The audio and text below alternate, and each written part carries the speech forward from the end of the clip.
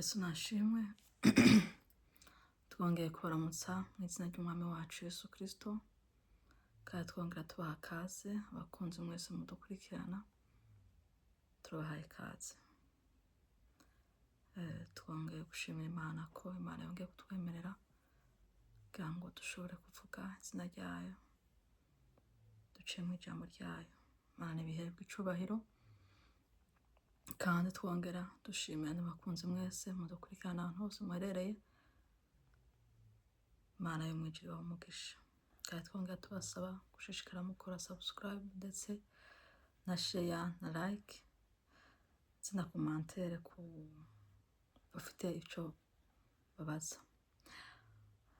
Yego kandi turabashimira cyane kubabikora. Imana yo mwijuru umugisha n'abandi batarabikora nabo babikore kandi turabashimira ku mwese mudukurikirana. Imana yo mwijuru bahezagire. Rero tugiye gusangira ijambo ry'Imana riri mu bacamanza. Turasoma igice ca gatandatu turahera ku murongo wa 33 hama twongere dusimbe dusome ku gice c'indwi.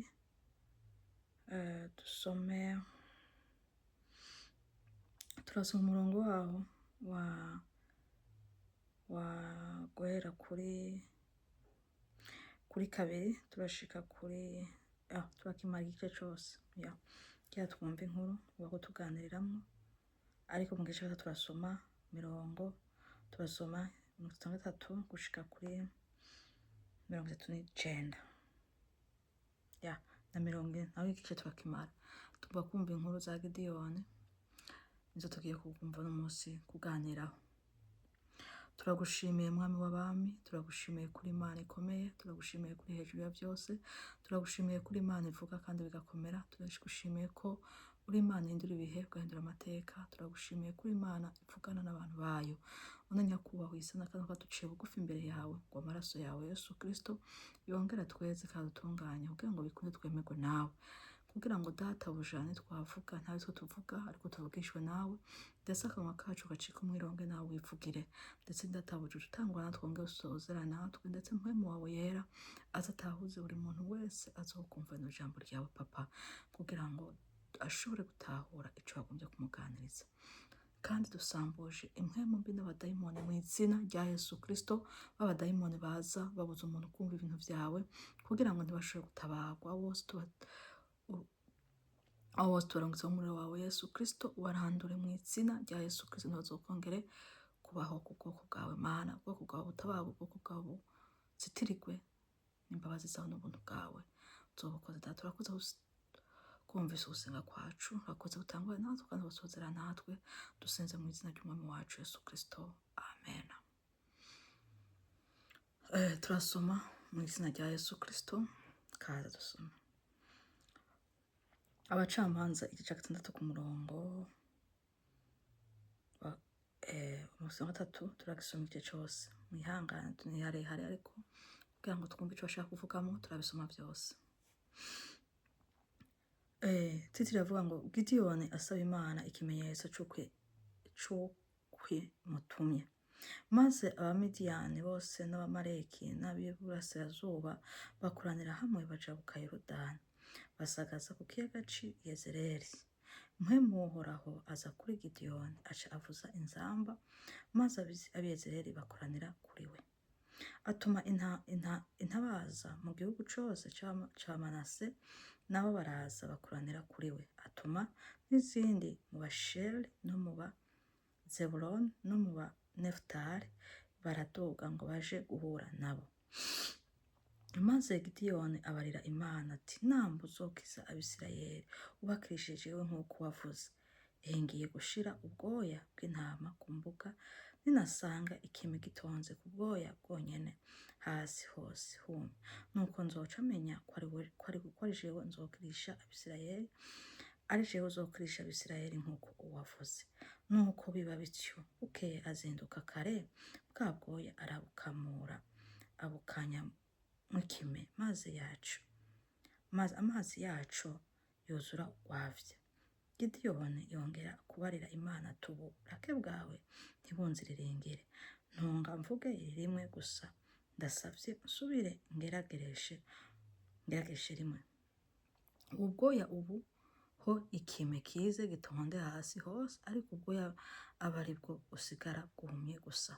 Nuko Imana ibigenza ityo no muri iryo joro, ubwoya bwonyene busigara bwumye, ikime gitonda hasi hose. Reka dusome n'iki gice c'indwi, ingene Gideyoni yasigaranye ingabo 300. Yerubayali ari we Gideyoni n'abantu bose bari kumwe nawe bazinduka kare baragenda basagaza kw'iriba ry'i Harodi. Kandi Abamidiyani bari bashagaje ahahera iburaruko bwaho, ahegeranye n'umusozi Mor mu kiyaya. Maze Uhoraho abarira Gideyoni ati abantu muri kumwe ni benshi kurenza urugero, kubw'ivyo sinshobora kugabura Abamidiyani mu maboko yabo, kugira ngo Abisirayeli boye kunyishirako hejuru ubutore bwacu nibwo bwadukijije. None genda ubitangaza abantu bavyumve, bati umuntu wese afite akoba atinya natahe ave kuri uyu musozi Gileyadi. Nuko hataha abantu 22,000, hasigara 10,000. Uhoraho yongera kubarira Gideyoni ati n'ubu abantu baracari benshi kurenza urugero, bamanukane ku mazi nanje ndabagusuzumire, maze uwo nja kukubarira ko ari we mujana aba ari we mujana nyene, ariko uwo nja kukubarira ati ntimujane, wowe ntagende. Nuko amanukana abo bantu ku mazi, maze Uhoraho abarira Gideyoni ati umuntu wese aja gusabagiza amazi n'ururimi nk'imbwa umushire ukwiwe, kandi nuja gupfukama mu kunywa nawe umushire ukwiwe.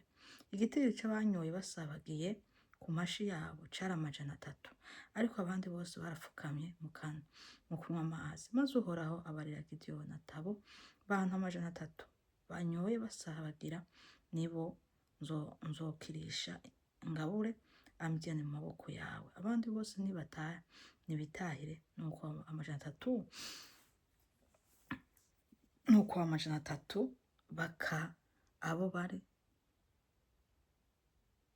bakaba bandi impamba zabo n'izamu. Nuko abo 300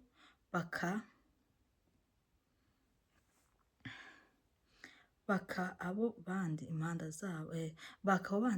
zabo n'inzamba zabo. Maze Gideyoni arungika abo Abisirayeli bose bacaguwe, umuntu wese asubira iwe, asigarana nabo 300, kandi Abamidiyani bari bashagaje ku kiyaya hepfo yabo.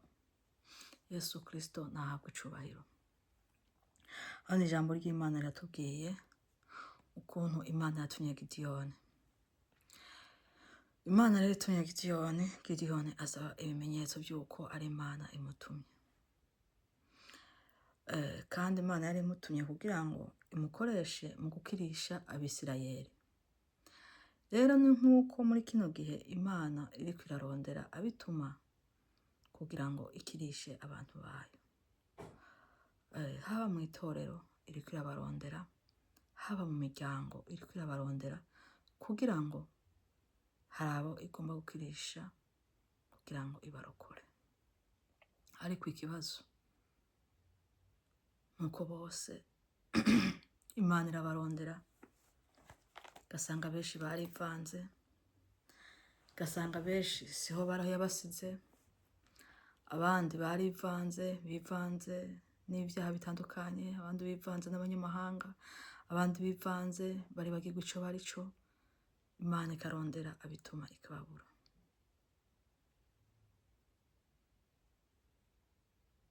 Yesu Kristo turengere cyane. Imana irahamagara abakozi bayo, bamwe barayitumikiye, abandi barayitumikiye mu ntango, ariko mu nyuma bafata izindi nzira, bakora ivyo Imana itabatumye.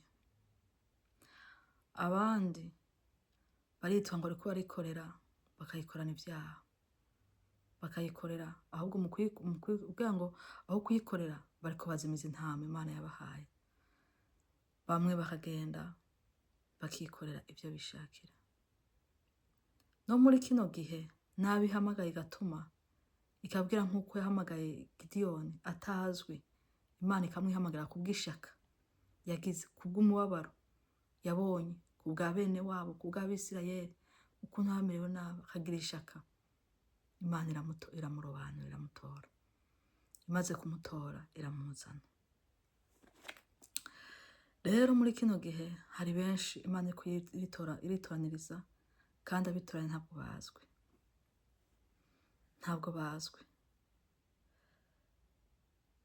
Iriko yabatoranya kugira ngo baze bakirishe ubwoko bwayo. Hari ubwoko bwayo bwazimijwe, hari ubwoko bwayo bwanyazwe, bunyagwa n'abadayimoni, kandi ivyo byose bakabikoreshwa n'abitwa ngo bariko bakorera Imana, bariko barababesha. Muri kino gihe Imana ifite agahinda k'abantu yitwa ngo yarahamagaye, ariko bayihemukiye bagaca bicira mu zindi nzira, kandi ubu bariko babesha intama z'Imana, bababwira ngo nimuze muce hano, muze mugire uku. Bariko bakoresha ibintu vyabo ku nyungu zabo, bakabazimiza. Bamwe bakabateza ibibazo, abandi bakabateza ibibazo vyinshi, bamwe bakabayobora mu nzira bagasanga bamaze kubatwara mu nzira ya Satani. Imana ifite agahinda. Rero uyu munsi Imana iriko yarondera abantu nk'aba Gideyoni. Abantu nk'aba Gideyoni Imana iriko yarondera, iriko irabarondera mu miryango, iriko irabarondera mu mihana, iriko irabarondera mu ishengero, iriko irabarondera abantu nk'aba Gideyoni. Ishengero ry'Imana ryarivanze, abantu b'Imana barivanze, abantu baririmba bakaririmbana ivyaha, abasenga barasenga bagasengana ivyaha. Muri kino gihe ibintu vyarabaye urudubi, abahanura bagahanura ivyo bishakiye, ivyo Imana itabatumye, abandi abatumwe n'Imana abandi bakababeshera ibintu birenze, abandi nabo abakozi b'Imana bamwe ugasanga bari mu nzira zo, abandi ugasanga bifatira inzira, abandi bagahenda intama z'Imana bakavuga yewe nuwundi noneho biri abandi uku, ariko bose bafite ivyo bariko baraviza. Rero Imana ifite agahinda kabo ko yabuze abituma. Uyu munsi rero Imana ikeneye abantu nk'aba Gideyoni bahaguruka bababajwe n'umurimo w'Imana, bahaguruka bababajwe n'ibintu bibera mu miryango, bahaguruka bafite intuntu n'agahinda kibera mu bihugu vyabo, kibera muri iyi si. Abo nibo Imana ikeneye muri iyi minsi, abantu bakwiye kwitanga kubw'igikorwa c'Imana, abantu bakwiye kwitanga kubw'umurimo w'Imana. Abo nibo Imana muri kino gihe Imana ikeneye. Ab'Imana ikeneye gukirisha intama zazimijwe, intama Satani yanyaze. Kandi muri kino gihe hari intama nyinshi zanyazwe, kandi izo ntama zose zanyazwe zinyagishijwe n'abiyise abakozi b'Imana, babatwaye bakabacisha ngo bariko barabatwara, ngo bariko barabayobora, ariko babatwara muri Gehinomu. Abo rero muri kino gihe Imana iriko irondera aba Gideyoni, abahizi nk'aba Gideyoni. Imana iriko irarondera abahizi nk'aba Gideyoni. Uwo munsi ntibikeneye, kandi itagiye gukirisha abantu benshi, izokirisha abantu bakeya. Uyu munsi Imana iriko irirobanura ishaka abantu nk'aba Gideyoni, kugira ngo irobanure abantu izoja gukirisha ubwoko bwayo. Hari abantu Satani yanyaze, batazi ivyo barimwo, batazi iyo bagiye. Bamwe baragiye ngo bagiye gusenga, bamwe baragiye ngo bagiye mu mashengero, abandi baragiye ngo bagiye mu bicaniro, abandi baragiye ngo bagiye hehe, basanga bagiye aho nova mu nzira ya Satani. Barabayobora neza bashaka no kwa Satani. Abantu basigaye bagenda ari biyingiyingi, abantu basigaye bagenda batazi ariko baraja, abantu baricwe n'agahinda, abantu bahura n'ibibazo bitandukanye, abantu bahura n'intambara nyinshi, ariko ntibashobore gutahura, ntibashobore kumenya ibyo barimo, ntibashobore kumenya niyo ariko baraja. Kubera iki? Barashitseyo barabugarana. Ubu ishengero ry'Imana ryuzuyemwo abadayimoni nibo bakora ibikorwa, abadayimoni nibo bari mu mirimo, abadayimoni nibo bakora imirimo yose y'igikorwa c'Imana camaze gupfa. Imana iriko irashaka abahezi bitangira umurimo w'Imana. Rero mwene data, haguruka nk'umuhizi kugira ngo witangire umurimo w'Imana.